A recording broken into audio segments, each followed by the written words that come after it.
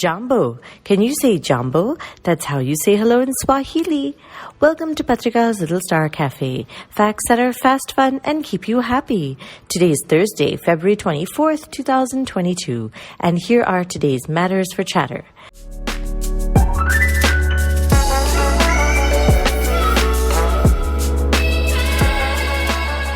Number 1. Metals are precious to everyone. While U.S. President Joe Biden is looking to create better legislature or laws to encourage more production of minerals that are important to make devices like batteries, computers, smartphones, of course, they're everywhere. Mining of minerals needs a lot of surveillance. Done in an irresponsible way, it can really hurt our environment. And as we just saw an explosion at a gold mine in the country of Burkina Faso in Africa, it can harm people too. Minerals can be very lucrative. Much of Burkina Faso's gold is mined in illegal ways, and the country loses out over $1 billion in lost gold every year, even though it's one of the most least developed countries in the world. Number 2, thanks to social media, we have so much free space for speech that sometimes it lands us in trouble. Actor and activist Chetan Kumar spoke up against one of the judges in the landmark ban against the hijab case. While people may have different views on the issue, Chetan Kumar's view landed him in jail in India, speaking up against the judiciary for sure. But whether the comments are freedom of speech or meant to incite people and chaos is a larger debate. Mr. Kumar is an educated person who wants his voice to be heard. Is that wrong? Number 3, a natural history museum has a curious pet stick insect, but they were pleasantly surprised when they discovered it was a gynandromorph. That's an insect that's part female and part male. When the stick insect shed off its skin, it revealed a green body, which meant female, and body parts that are brown too, which meant it was male.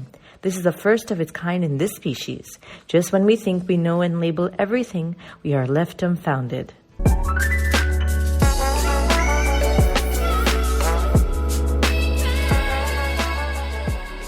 And now for today's mega matter.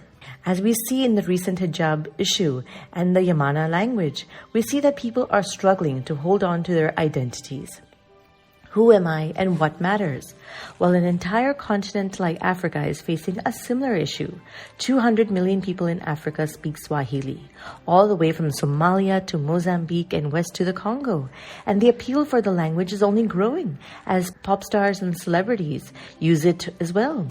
Swahili takes 40% of its vocabulary directly from Arabic, when traders from the Arab countries traded along the African coast. But when Europeans started colonizing parts of Africa, it was mainly used for administrative and educative purposes only. English is the official language in 27 of 54 countries in Africa, while French is the official language in 21 African nations. The West has Yoruba, Hausa, and Igbo competing for lingua franca, and the North uses Arabic. But Swahili will bridge the gap between nations because it's close to the African languages spoken in Eastern Africa.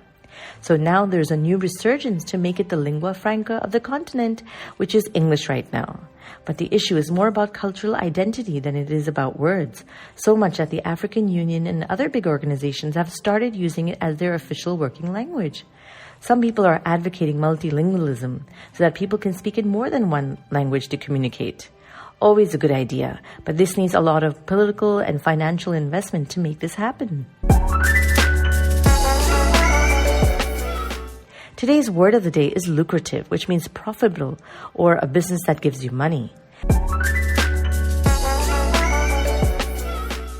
And finally, for today's quote of the day, most people are other people. Their thoughts are someone else's opinions.